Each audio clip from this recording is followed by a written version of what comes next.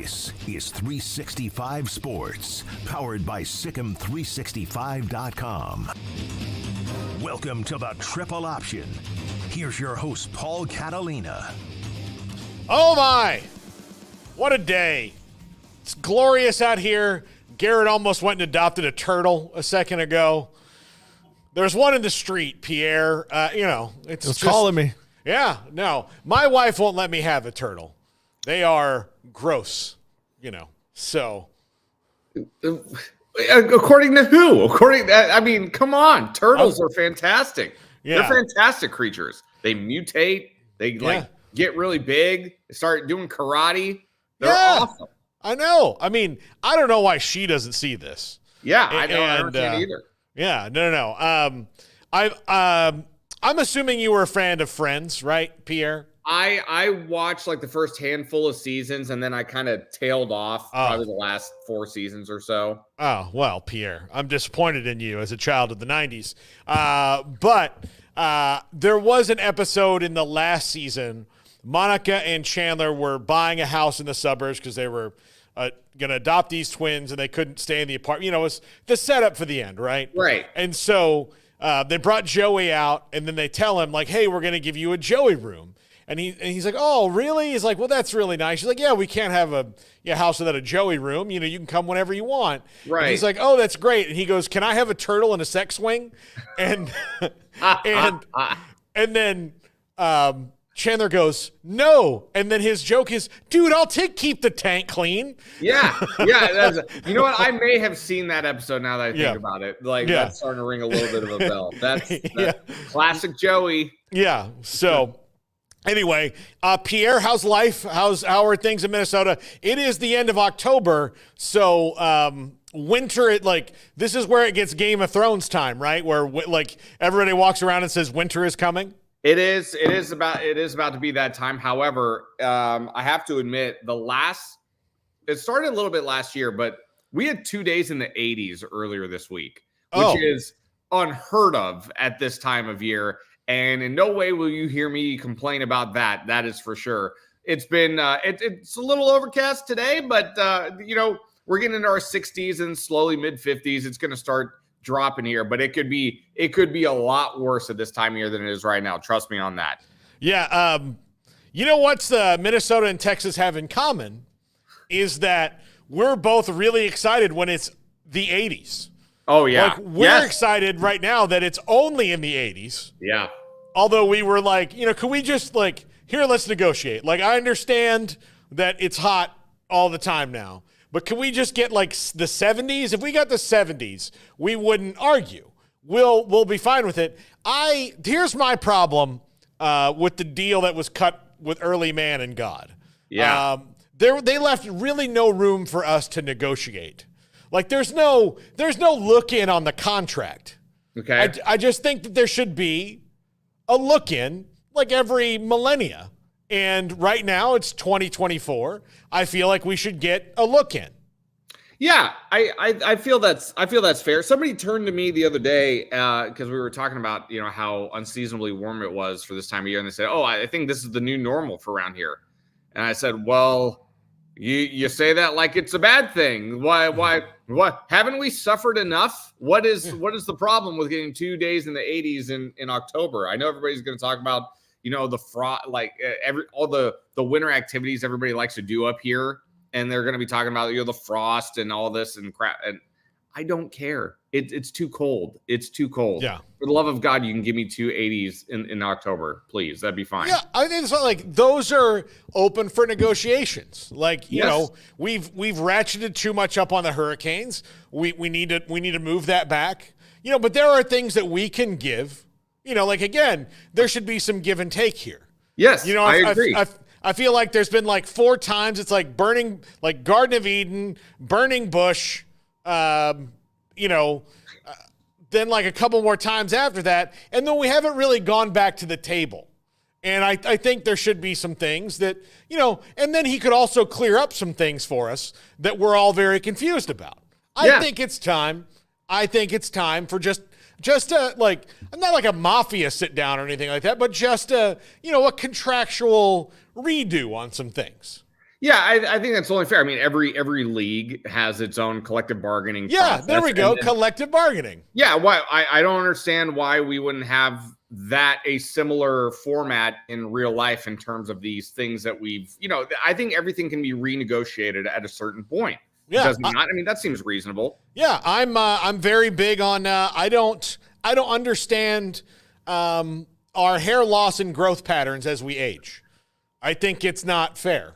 That probably would be item number one on many's lists. To be honest with you, here's the thing: I have been woken up out of the night by a nose hair that I then have to go trim. And because nose hair comes in several different forms, I've had to buy 2 different types of nose hair trimmers to make sure that I can get it. 2 different times. They're 2 different kinds. Oh man. Yeah, there's the one that spins and there's one that's flat. Yeah, I own the one that's flat. I have one of those. Yes, yeah. I'm familiar. Yeah, that one kind of can do ears too a little bit better. Yeah, yeah. But how can I go through the first, let's say, 35 years of my life and this not be relevant to my health or necessary? Then all of a sudden, like at 35, it's just like they start popping up and they're there. And then my hair on my head gets thinner and I want that hair. I don't need anything from here down necessarily. I don't live in the woods. Yeah, correct. So I would like to renegotiate that we don't have to take baldness off the table if that's an important thing to you. Yeah. But I would like to I would like to reverse it. I would like it to start at the feet and go up. That way you have more time to get on an anti-baldness regimen if it starts to happen. Like if you notice that you're all of a sudden bald, below the ankles. Right. You're like, well, I better get some Rogaine. I better start, attacking this before it's too late. Yeah, I think one of the things for me that comes to mind right away is, you have to have certain level of functioning motor skills and cognitive, functions in your brain. And when are we going to have the serious conversation about cutting people off of they're too old to drive? When are we gonna get? That's another issue that I think that needs to be addressed immediately. Like, well, you're 75. You're kind of pushing it a little bit, but you have to pass another test, like to show me that you can do it. That's another item I'd put on the list. Yeah. Yeah. Also, that just might be something we can do with the government. We don't need to.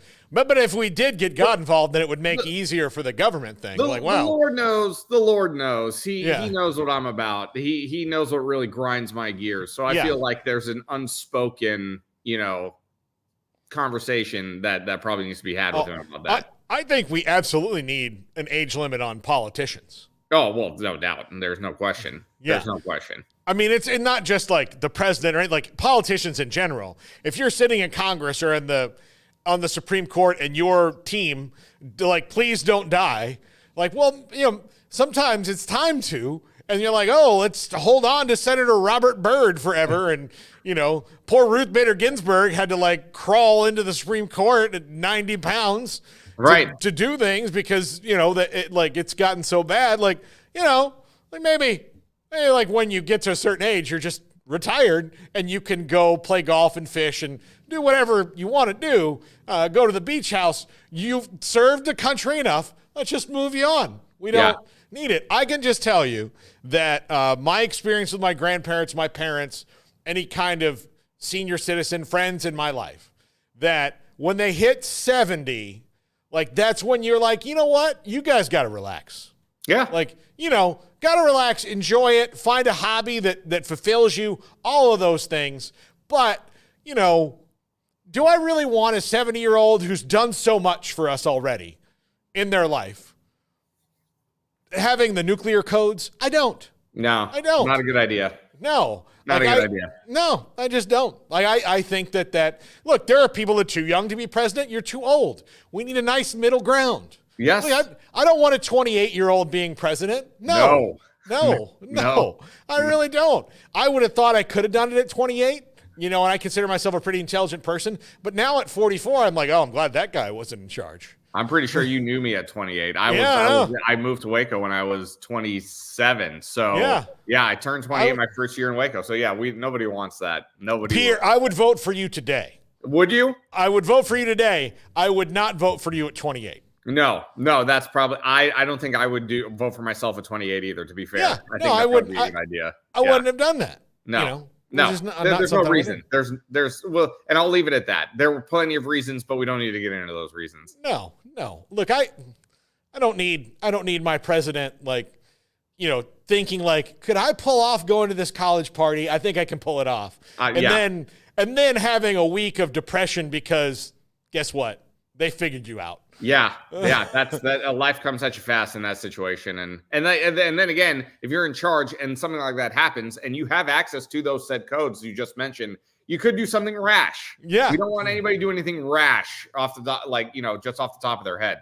Now, I remember it happened to me when I was younger. I was like 25, I think 26 when I went to my last college party, and I was dating a girl who was she was 21, I was 26, Yeah. I mean, that's not that weird. No. But when we would go and hang out with her friends, even then, I would be like, look, I got the morning shift tomorrow. I got to go. And they'd be like, oh yeah, the old guy. Yeah. I'm 26. Yeah. I'm in my prime. Everything's great. Nothing hurts. Everything's fine.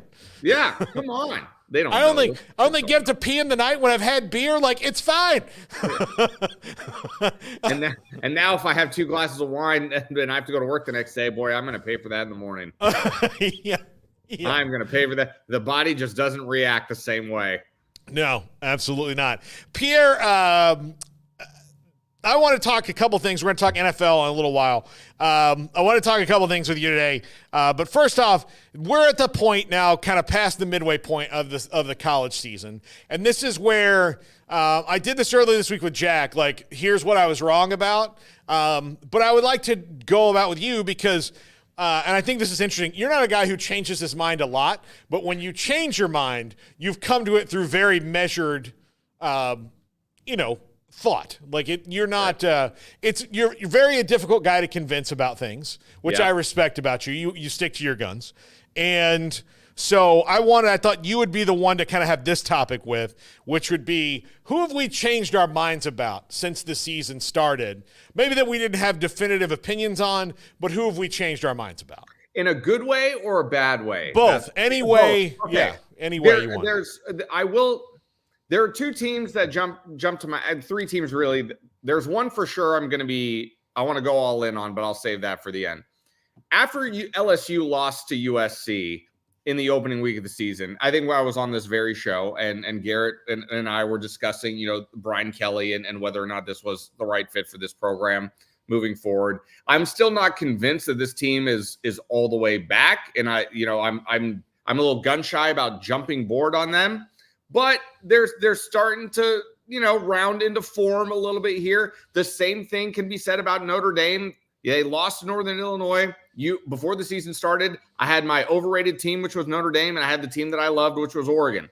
And, I'm like you said, it's very hard for me to change my mind. I'm very gun shy to jump back on LSU and jump back on Notre Dame. Not that I was ever on Notre Dame to begin with, but to really kind of give Notre Dame credit for bouncing back from that loss and getting to the point to where they are right now. I know they have a big game against Navy coming up this weekend, but those 2 teams, right, in terms of in a bad way, those are the 2 teams that kind of jumped to mind for me personally of how I was feeling just a number of weeks ago. Yeah. Notre Dame, you at the very beginning, when we picked teams that were going to fall out of the top 25, I'm going to give you a stat in a second so you understand my true pain. Yeah. By the way, we both picked you picked Notre Dame. You said you didn't really think that they were going to be that great. Defensively, they're fantastic. Mike Denbrock has figured out how to use Riley Leonard the right way. This week against Navy is going to be a really awesome game, I think. It's going to be very interesting. I think they're going to get after each other really good. And they do it. They have Army, too. And Notre Dame has them on the schedule as well. And those are their 2 hardest games yet left. And they, at the beginning of the season, they're well, Navy and Army, they should take care of. Florida State and USC, those are going to be tough. And now you look at that and go, oh, no, that's flipped. Yeah. That's totally flipped. And with LSU, Garrett will even tell you, Garrett still, he's holding out. I'm a little optimistic, man. Yeah. I get nervous with them. He's starting to feel optimistic. He's going to College Station Saturday. this weekend. Yeah. Okay. Yeah. Our good friend Mike Scarborough has got him a credential. Perfect. Yeah. He's all fired up about that. Garrett, have you been to Kyle Field for anything before? This will be my third trip to Kyle Field. I went to the spring game a few years back, and then I watched them play Northwestern Louisiana or something. This will be my first real college football experience, honestly. Yeah, this will be the one. It's a blackout there, and LSU's wearing the all white, so it's going down. Oh man, I can't wait. By the way, I will be attending my first 2 Baylor games of the season this week and next week. So there we go. Seriously? I'm addicted to YouTube TV on Saturdays, and we had now that our parent company, Sigma 365, we have 6 people at the game. So it's not like I proved it last year. I was only there for 3 games last year, and our work got done, and Garrett and I got to watch way more games. A lot. And then now this year, I have YouTube TV, which you can put 4 games on at once. You can quad it up, and it is, look, I would never do heroin. I've seen the results of heroin, right? Yeah, it's not good. But if this is what heroin is like to those people, I understand now, maybe a little bit more, because my gosh, I love it. This is a much healthier addiction for you. Much Oh healthier. yeah, no, I love it. I've sat in press boxes before where every chance I got during the game I was covering, I would run to the wall of TVs. I've done it, at AT&T Stadium many times. Actually, my favorite part of going to cover games at AT&T for the Cowboys was you just sit around with all the NFL writers and here's John Clayton and Ed Werder and Shireen Williams and, all these people that are covering the games and Jeff Darlington, who actually I've known since we were teenagers, So you sit there and you watch the game and you're just watching the game with the Illuminati of NFL reporters, and you're watching and talking football with all these people, and that was awesome. The Cowboys mostly play at 3:00. You go for the noon kickoff, and they've got every game on every screen, and we're just all watching. Oh my gosh, that's football watching right there. Yeah. You know exactly what I'm talking about, right? Yeah. Oh, absolutely. Yeah, absolutely. Yeah. Funny enough, I haven't been to a Vikings game in 5 years, even though I've covered the team. But but that's a whole logistical issue that the fans don't really care about me not being in the game on Sunday. But there were times where I would look around up in the press box. I was like, oh, that's so-and-so. And then suddenly Steve Levy pops in for a game, and looking around, and I said, Josina Anderson's over here. And that was like, oh, well, do I belong here? Do I belong up in this press box? Am I qualified enough to be here with these people? Yeah. I don't know. Yeah, no, we're like, hello, Ed Werder, may I sit here? I'm like, yeah, sure, come on down. yeah, it is you have that. That's also weekly imposter syndrome that I had every single time. Yeah, every single time. I'm here to tell you though, buddy, you belong. You belong. Thank you. You belong up there, up there at the top where the air is crisp. Yeah. That's where you belong. Thank you. Yeah. Thank you. So do you. Yeah, so I try. But yeah, no, it's so I don't go. And actually, here's the thing: the next 2 weeks, I actually won't be, and I'll make a trip up there. But I will be, for the first time since McLean Stadium opened, watching the game from the stands because my wife and I have some friends, John and Christy Villade, and they have invited us to these games to go sit with them in their very nice seats. We're going to go sit with them. So I'm actually getting to kind of maybe split the difference because these are pretty damn good seats. So, but I'm very excited about it. I've never we were at dinner a month ago, and he's like, yeah, you guys need to come to some games with us. And Amanda's like, yeah, I'd love to go to games and all that. And she's like, well, Paul, he doesn't ever sit in the stands at games. I was like, yeah, I don't. It's weird. So I'm finally going to go get that experience. So yeah, it's rare that we get to, it's a lot more rare these days for people like you and me to get to be a fan. Yeah. To be at a game and not be working. The only time I can remember doing that over the last couple of years really was a random Minnesota Wild San Jose Sharks game back in March. I got to put the Sharks sweater on, got to have fun in the sand. But but I paid my own way, obviously. Yeah. But in terms of that's a rarity for us these days, me and you. Yeah, no, it is. It is. And sometimes you go to the stands as a fan, not in the stadium you go to. Now, look, when SMU played FSU, I got credentialed so I could go up and meet the people at SMU and some of the FSU people media-wise, but I was like, I was not going to work that game. Yeah. We've done that. Yeah, we kind of do that from time to time. Every once in a while, I'll be like, I'll just use my credential to get in and I'll mingle. But that's not the extent of it. I'm not really working. But no one cares. It's not like a big, you have to be. To do that, you have to be someone they recognize as a worker. Like, this guy works every other time. Like, oh, he's going to enjoy it today.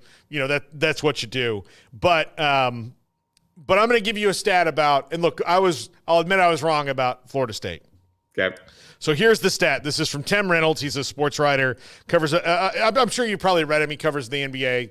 He covers everything. He covers Miami. He covers the Dolphins. Yeah. So it's Tim Reynolds. He's out of Miami. And I sent this to the guys today. And Garrett, I'm sure you laughed when you read this. Mm-hmm. There are 661 NCAA football programs in this country. There are 25 that have not scored more than 21 points in a game this season. There's one FCS school, 5 Division II schools, 18 Division III schools, and 1 FBS school, and that's Florida State. Oh, no. Oh, boy. So 24 schools that Florida State, 18 of whom they would never play, 5 of whom, 23 of whom they would never play, and only 1 of whom they would play to come and play them, the FCS school. So the D2 and D3 schools, not ever going to play them. Right. So, they're not out. There's only 1 school that they would ever even, consider playing, and it would only be like, here's $1 million for your athletic department. Let us run over you. And even then, since they haven't scored 21 points in a game, that might be a friggin' toss-up. So 21 points in a game, I did the math earlier. So Mike Norvell makes $10 million a year, and he actually calls the plays. Mm-hmm. So the offensive staff already has $10 million dedicated to it. Their offensive line coach and offensive coordinator, Alex Atkins, makes $1.25 million. Ron Dugans, the wide receivers coach, makes $625,000. $500,000 for Tony Tokarz, the quarterbacks coach. $550,000 for David Johnson, the running backs coach, and $625,000 for Chris Thomason, the tight ends coach. That comes to a grand total of $13.35 million to not score 21 points in a game. Do you understand my pain? Do you understand my pain?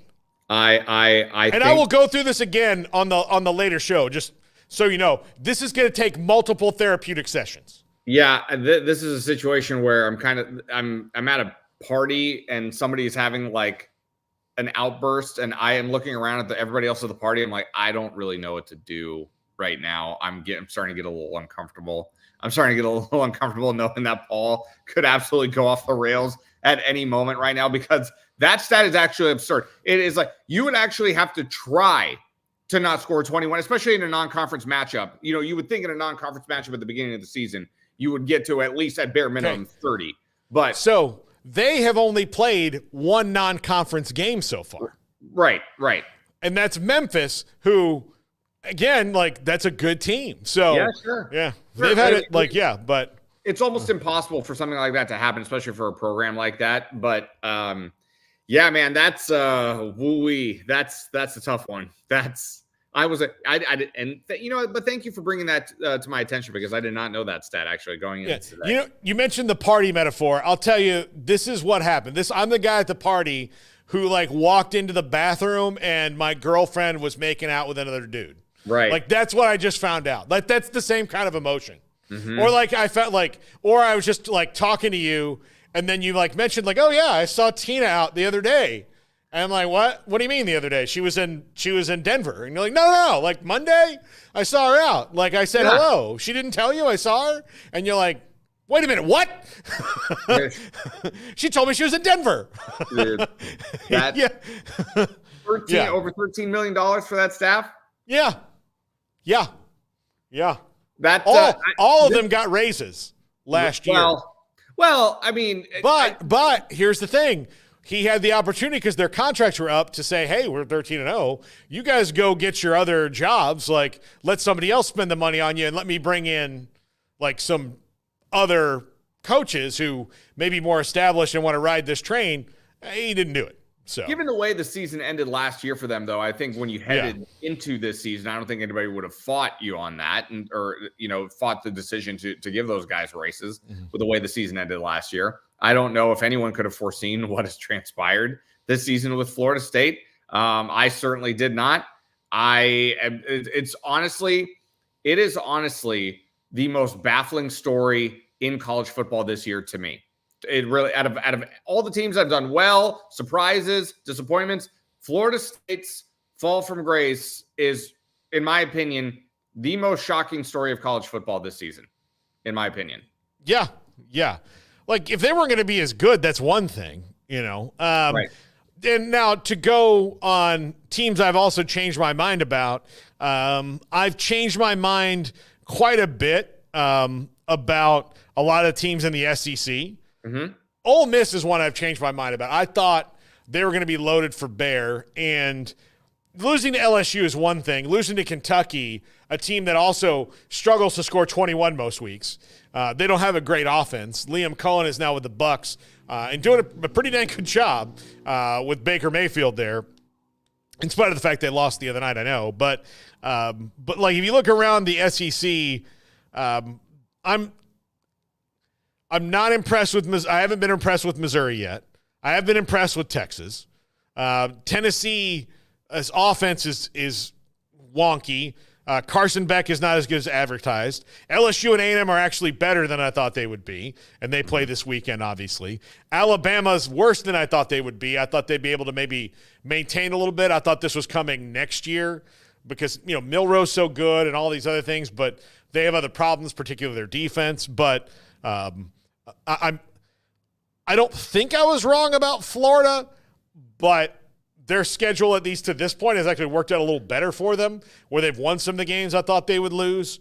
Although I think the hammer's coming in the next few weeks. They got to go to Texas, and all that. But Billy Napier's kept his head above water. But of all those teams, Ole Miss is the one I think I'm most disappointed in, because this was the if not now when year, for that. And if you look at right now, they're 5-2, which is not bad. They scored 290 points. They've given up 74. But if you look at the most critical games, that's when they've given up most of those points.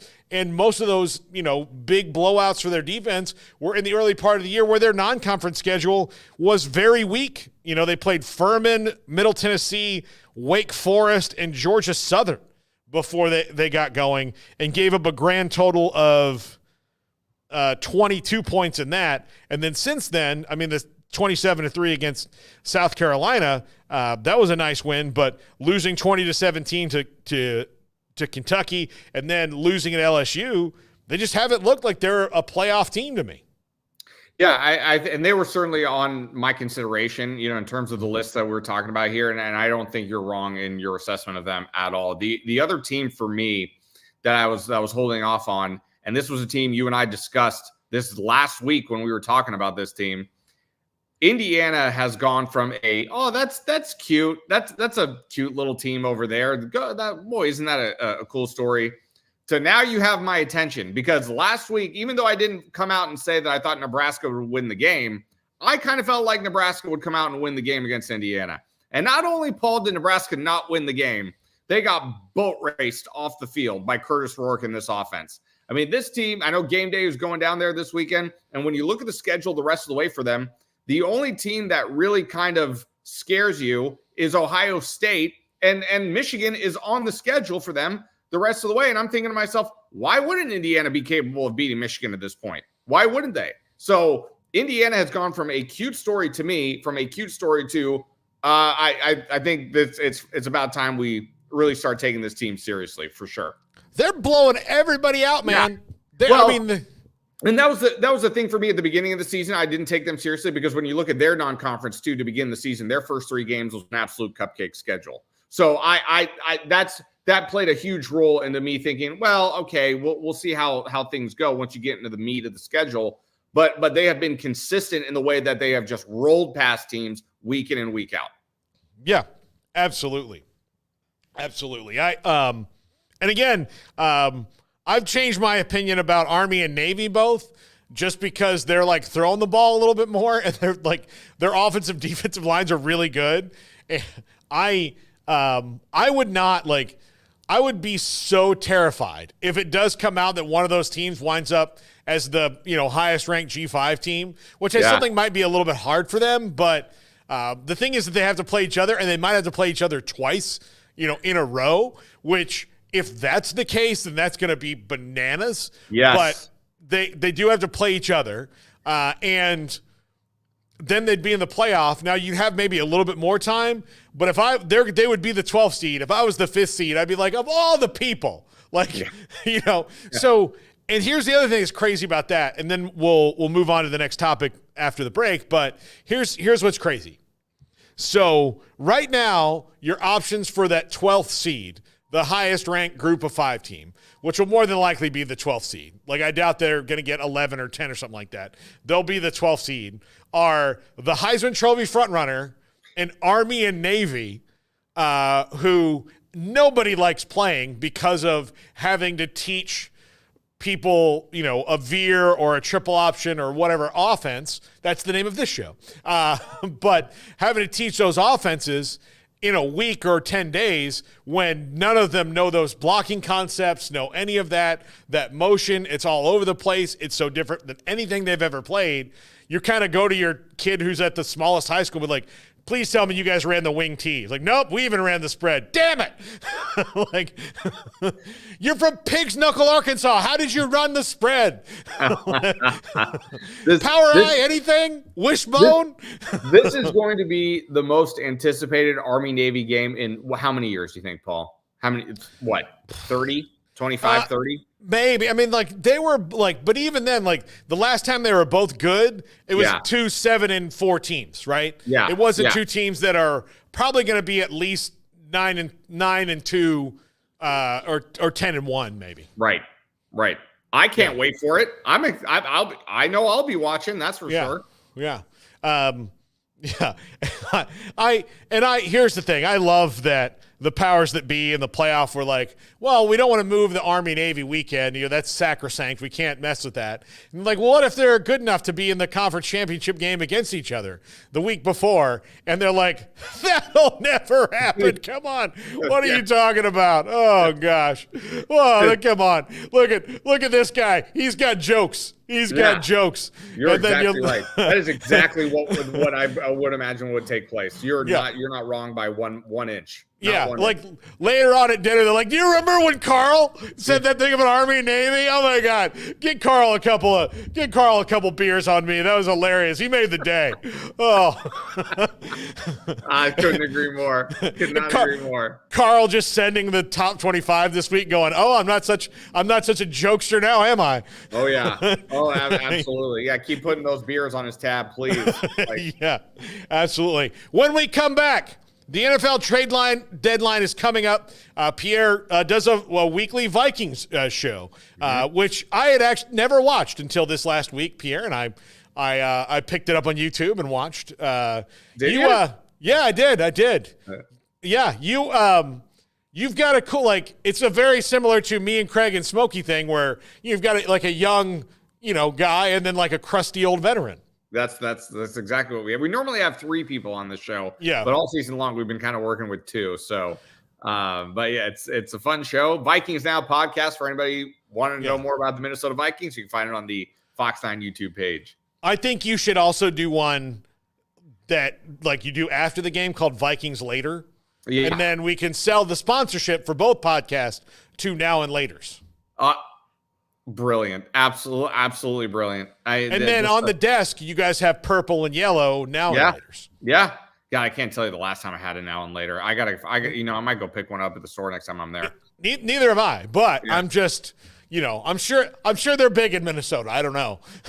I would have to imagine. We'll do that when that Halloween candy survey comes out. I'm sure I'll see where now and later ranks. Yeah, absolutely. When we come back, the NFL trade deadline's coming up. I can tell you the Cowboys are not going to do anything, but I can tell you some of the people they should consider trading for, and we'll talk about some of the things that have already happened and maybe would help out teams down the line, especially the contenders. This is the Triple Option on 365 Sports.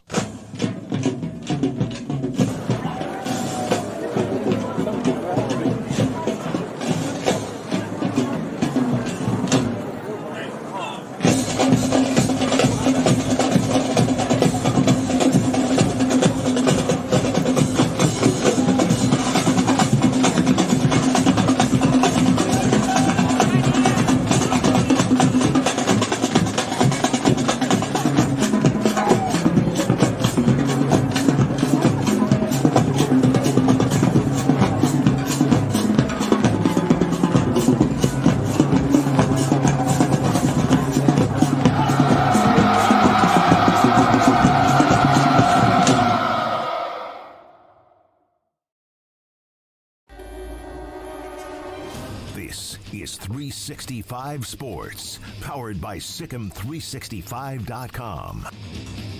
Welcome to the Triple Option. Here's your host, Paul Catalina. Welcome back, Paul Catalina and Pierre Noujaim, Fox 9 Minneapolis with us. And Pierre, I know that they're happy with Sam Darnold in Minnesota, but could you see them making a trade for another quarterback in case to maybe, because they really got to like what they have going on, but J.J. McCarthy's not going to play this year, so they've already lost one quarterback. Could you see them maybe making a minor move for a quarterback?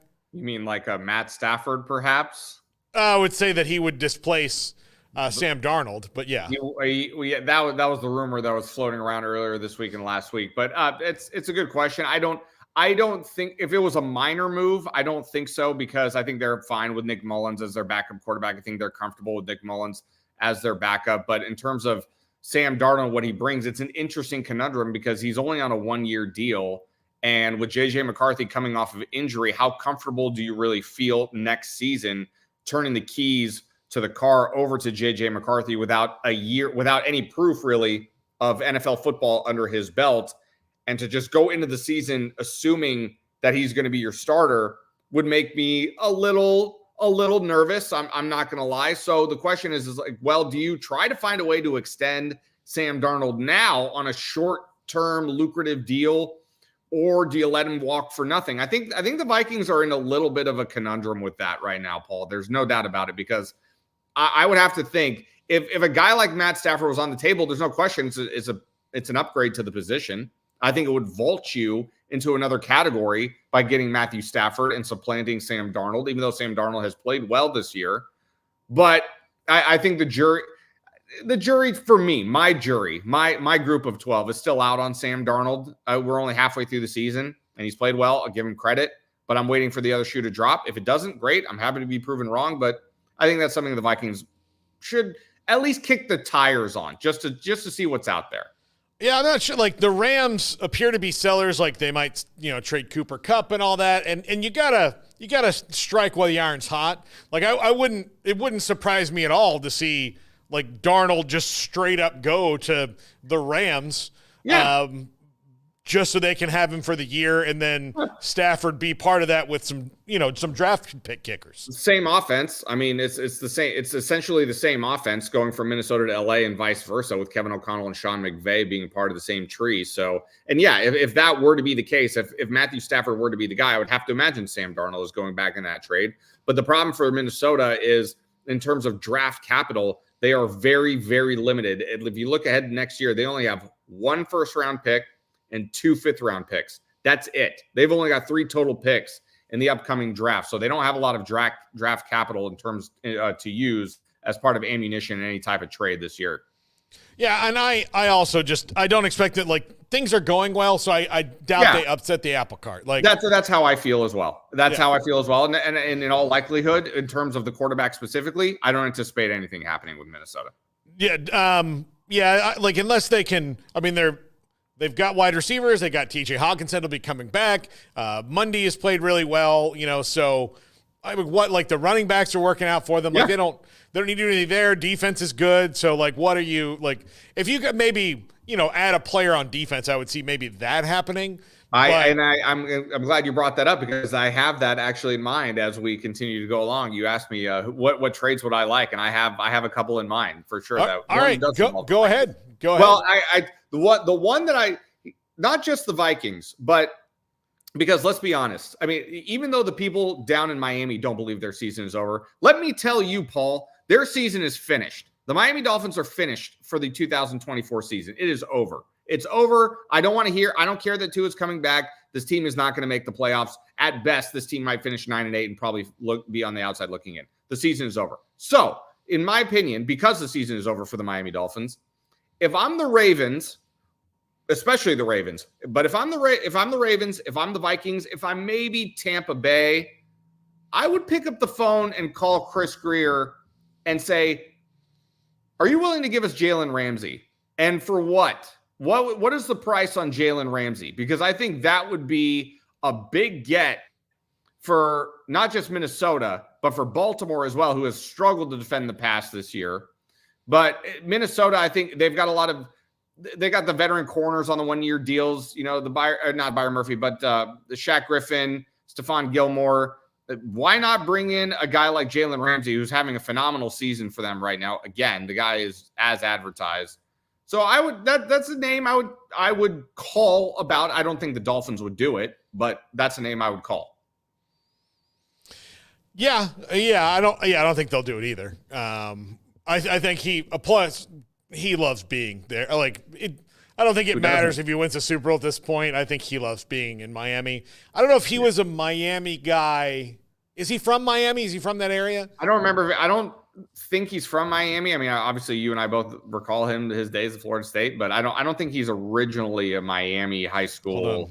I'll tell you where he's from. I don't think. Oh, he's from Tennessee. He's from Tennessee. Yeah. He's from Smyrna, Tennessee. He's from Nashville. So, no, I think he pretty much loves living there. I think it fits his vibe. So, yeah. I know how he feels. It's my vibe just nice as well. Yeah. Okay, what's your other one? Well, there's another quick one that I want to get out of the way real quick. And this is another one. The Raiders will not trade Max Crosby. I think the Raiders would be insane to trade him. He's also said he doesn't want to go anywhere. Right. But the obvious thing for me that no longer seems to exist with Aiden Hutchinson out of the picture here for the Lions for the rest of the year, Max Crosby and Hassan Reddick were two names that would seem to, maybe the Lions should take a look at both of these guys. Reddick's got the new deal. Max Crosby, why on earth would you trade Max Crosby? That feels like that's out of the picture. Yeah. For me, the number one options for me, you said his name a moment ago, Cooper Kupp, Deontay Johnson, and up until last week, I would have also said, dear God, get George Pickens out of Pittsburgh, please, for the love of God. He's being wasted out there in Pittsburgh, but maybe they've got a nice repertoire starting to build now that Russell Wilson is a starter. I would say that Deontay Johnson, they already traded away from Pittsburgh, so he's not going back there. No, but the team that I'm targeting for those three guys, I think Jaden Daniels needs another weapon outside of Terry McLaurin. I mean, when you look at the depth, especially a wide receiver for Washington, I think, like you said, strike while the iron's hot. The Commanders are in a position right now to try to win this division and perhaps do some damage in the postseason if Jaden Daniels is healthy. And I think they're going to need another wide receiver to do it. And why not target a guy like Cooper Kupp or Deontay Johnson? I mean, both of those teams, the Rams and the Panthers, their season are swirling around the toilet bowl right now. There's no reason to hang on to these guys if you don't have to. So another wide receiver target for Jaden Daniels would be my number one thing in terms of what I would like to see in terms of a trade happen in the NFL. Yeah. I think Cooper Kupp to the Commanders makes a ton of sense. Yep. I think he'd do really well in Cliff Kingsbury's offense. I think that Deontay Johnson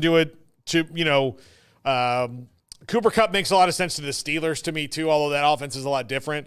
They need something else there in that part of it. If I were them also, I would go hunting on the like lower end of the, okay, who are rookies that just don't fit where they are? Like not rookies, but like guys 2-3 years just don't fit where they are. Let's see what they can do. I don't know. Like, I don't think anybody knows how severely Treylon Burks is hurt in Tennessee, but he's someone who needs to be in a different offense. And maybe since Arthur Smith was the offensive coordinator, I think he was. No, he wasn't. But they could, like, that maybe works. Like, just take a flyer on that.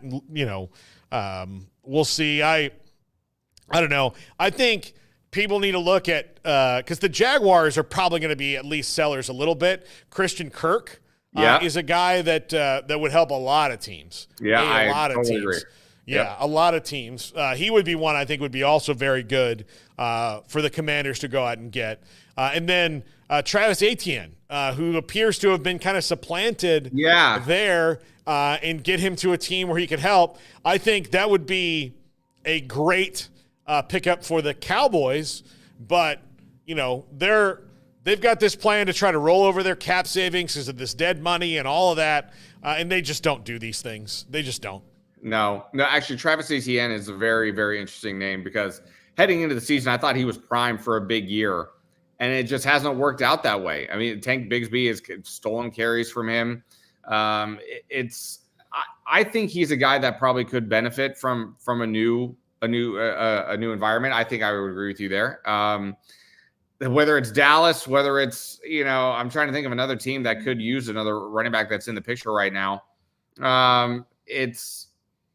I don't know. You know, part of me thinks that if Arizona is a fascinating team because they're with the way the division is right now, they've got talent, and I don't know. They're a team that I think could go either way. I mean, would they be buyers for, you know, another running back to get James Conner a little bit of a break? Perhaps. I don't know if Travis Etienne is that guy for them, but you know, Arizona might be another team that has talent that I'm looking at in terms of, if they win in Miami and go to 4-4 and suddenly they're like, you know, we have a shot at this thing. Yeah. I think they should, the teams should look at the Chiefs and go, you know what? Every year the Chiefs make a move to help Patrick Mahomes, and we should probably do that because they're making moves and they don't it doesn't matter who they bring in. They went and got DeAndre Hopkins, and I know that he's, you know, on the way down. He's still very effective, but you're going to put him in an offense with the best quarterback in the league who's had all his Rasheed Rice is hurt, and Juju Smith-Schuster's hurt. All these guys are hurt. Hopkins going in there, my gosh, it's going to work. It's going to work there because that's what he does. He just makes it work. This is a dude who won the Super Bowl without Tyreek Hill, who's one of the best in the league. They traded him. They won 2 without him. Yeah. I mean, what is going on? Well, it's funny, too, because Patrick Mahomes is playing very mediocre football right now this season. And got more interceptions than touchdowns through, what are we? We're about to be at week 8. And that's kind of it's not – I wouldn't say you're concerned about that because he still is Patrick Mahomes after all, and Andy Reid is still the head coach. But at the same time, it's like, well, what's not working here? I mean, 8 interceptions to 6 touchdowns for Patrick Mahomes through 7 weeks of the season. That would absolutely catch my attention and make me think to myself, well, what do we need to do here to kind of reverse those numbers? Yeah. All right, I'm going to throw one out there for you. You mentioned Deontay Johnson. Johnson to the Chargers. That gives you Johnson, Johnston, and McConkey in there.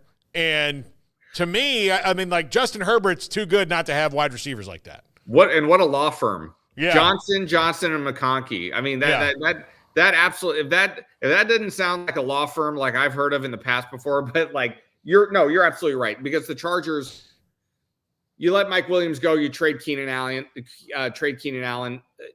And Ladd McConkey was a guy that I thought coming into the season, I thought had a real chance to perhaps be in the AFC's offensive rookie of the year with the way that I thought the Chargers were going to use him. And that hasn't been the case. Yeah, Chargers absolutely is another team. Much like Washington, I think the Chargers are absolutely a team that could use another weapon or wide receiver. I think that would be a great trade for them. Yeah. ESPN.com, by the way, suggests that The Dolphins target Bryce Young. No, thank you. No, I'm good. No, thank you. That's actually really stupid. No, no. The guy can't play. You've seen him. He can't play. I'm usually one that is not. I don't abide by the fast food mentality that people have, especially when it comes to professional sports. I'm okay with guys letting them sit and getting seasoned a little bit and not giving up on somebody right away. But have you seen Bryce Young play in the NFL? Yes. What on earth would lead you to believe that there's still something there that can be untapped and unlocked? I would much rather roll the dice with Trey Lance, to be honest with you. I'd much rather try to take a chance with Trey Lance than Bryce Young at this point. Yeah, I wish that would get done. He's going to be a free agent in the offseason, and we'll have, for a 4th-round pick, done absolutely nothing to help the Cowboys win anything. Yeah. And $5 million a year. Yeah, I'm sitting here saying, like, it's not that I would expect him to come in and do anything right away either, because to me, especially, I understand it's a different situation with him in Dallas because Dak Prescott is the guy. But at some point, talent has to win out, no matter the position. And if he was good enough to win out at some place, wherever it might be, he would have won out by now. And I haven't seen that yet. We haven't seen him take the football field in, 2 years? Yeah. So, it's not like I'm sitting here saying that, I think if he just went to Miami or if he just went to someplace else, then all of a sudden we're unlocking Trey Lance. I don't feel that way. I would just rather roll the dice with him than with Bryce Young. All right. Pierre, before we go, last night the challenge happened. Yes. I'm curious. Look, Bananas came out on top. Was very mad though that he couldn't throw Torrey in the target. What do you think is going to happen here in the coming episode? Well, as the man himself says, and you hear on the show time and again, hell hath no fury like a banana scorned. And I think that's what we're going to see the rest of the way, because Torrey has made herself a target for him. She got lucky with a stipulation that you can't vote in the winner from the previous challenge. So I think we're going to see chaos, and I think we're going to see a lot of harsh words being thrown around over the next couple of weeks, because right now it's the stretch drive to get to the final, and everybody's up for grabs. It's going to get ugly here in the next few weeks. All right. Also, World Series, who you got? I would prefer to see the Yankees win, because I do not care to see any team from LA have any success in any capacity whatsoever. We're ending on a bad note here, Pierre. Well, I think the Dodgers have the better team. And I think the Dodgers will ultimately win the World Series, but I would prefer to see the Yankees win the World Series. I would prefer the Yankees never win a World Series ever again. Understood. I understand you have your reasons. Look, as a Red Sox fan, like every time they win something, a piece of me dies. Yeah. It's how I feel every time I see the Jets win a game. I understand fully how you mean. Yeah, look, and it's like, if I see like children playing on a playground, it doesn't bring me joy. I'm just like, listen, kids, it all gets worse from here. Right. Just wait till you start going bald. Yeah. Amen to that. Wait till a nose hair wakes you up in the middle of the night. These kids have no idea what's coming. They have no idea what's coming. Yeah. And, I will say this, even though I would prefer not to see the Dodgers win the World Series, I am very, very excited to see Shohei Ohtani be in the World Series, and this matchup that we have of real star power in the game. I think it's going to be a very compelling series. I think Fox, I can tell you right now, is thrilled to death that we have a Yankees-Dodgers World Series, because I think the ratings are going to reflect how excited everybody is. Yep. It's I'm excited. Look, I'm excited to watch it. I just, I know that there'll be pain down the stretch. So I'm it's just, I can't I don't want to have to walk up to a kid and say, listen, buddy. Yeah. One day the IRS is going to send you a bill after you've paid your taxes. And the cost of that bill, because of a tax error that you made because you thought you could do your taxes on your own like an idiot, is now just in the zone of it's not worth fighting it because you've got to hire a lawyer to do it. So you're just going to have to give them the money. Yeah. And then you're like, well, that's another 6 months. I'm not going to get a new car. Oh, well, yeah, you call your buddy who's a lawyer and he's like, well, if it were me, I'd have to charge you like $2,000 more than that to just do the work. And I'm like, I guess I'm paying the bill. I guess so. Before we go, while we're on the baseball topic, we might have already kind of done this a long time ago. Yeah. But I just want to make it, now that the season is over, the regular season anyway, I want to make it official, and I'm deciding to do it on this show. I declare in front of everyone worldwide, as I wear my Fox 9 polo to represent how serious I am, I have renounced my fandom rights to the Oakland Athletics. It is over. I don't care that they're going to be playing in my hometown of Sacramento, California for the next couple of years. That makes no difference to me. Absolutely not. I am done with them. The only reason why I'm not done with the league overall is because I have to work Twins games, which keeps my involvement going.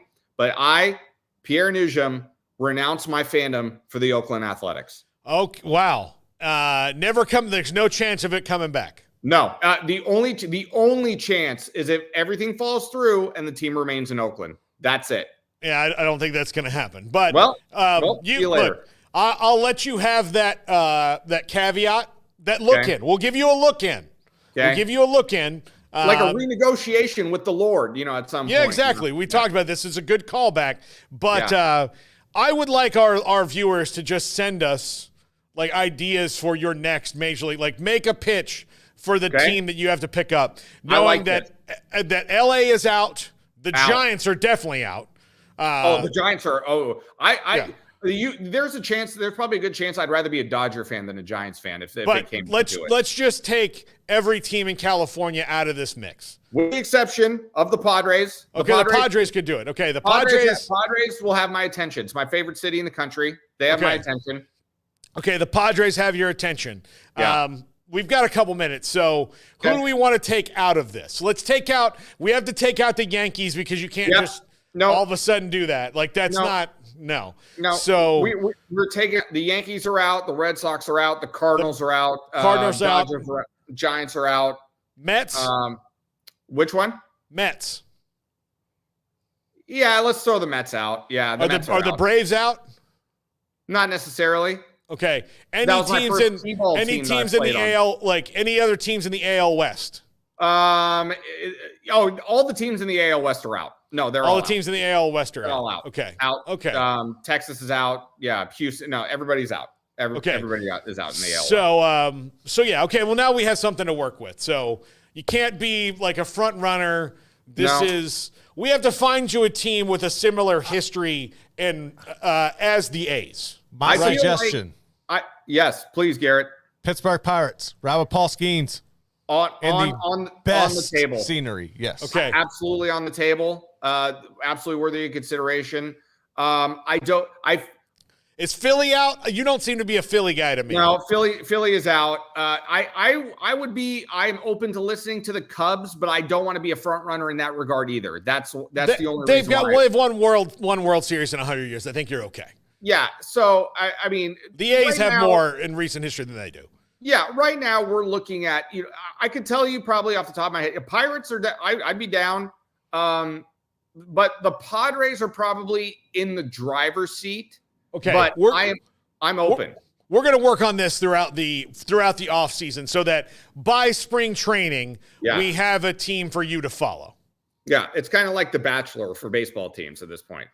Yeah, absolutely. There we go. Yeah. All right. Pierre Noujaim here with us on the show today. Pierre, have a great weekend. I'll talk to you next week, buddy. See you, boys.